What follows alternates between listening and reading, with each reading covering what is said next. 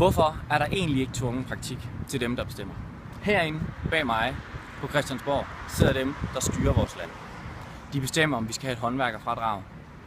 En af dem tror, man kun kan købe sko for 2.000. De bestemmer også, hvor mange børn vi skal inkludere i vores nye folkeskole. Jeg har lige været i praktik som pædagogisk assistent i en special-SFO. Der var 50 børn, og kun ét af de børn kunne jeg se i en normal folkeskole. Vel og mærket i en lille folkeskoleklasse. Efter sommerferien bliver der ikke opstartet et nyt hold, der hvor jeg var. De børn, de skal inkluderes. Altså, de børn, som havde det svært i en klasse på 8, skal nu ud i klasser, hvor der er over 20 elever. Ved politikerne egentlig godt, hvor mange håndværkere håndværkerfradraget holder i arbejde?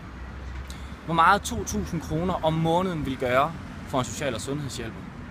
Og hvad inklusion gør for vores specialbørn? Nej, det tror jeg faktisk ikke. Derfor skal vi på den her side af muren invitere politikerne med på arbejdet. Vi skal stille krav til dem. De skal ud og se, hvad der er for en hverdag, vi har. Vi skal huske, at det er os, der skal sætte dagsordenen for dem, der er derinde.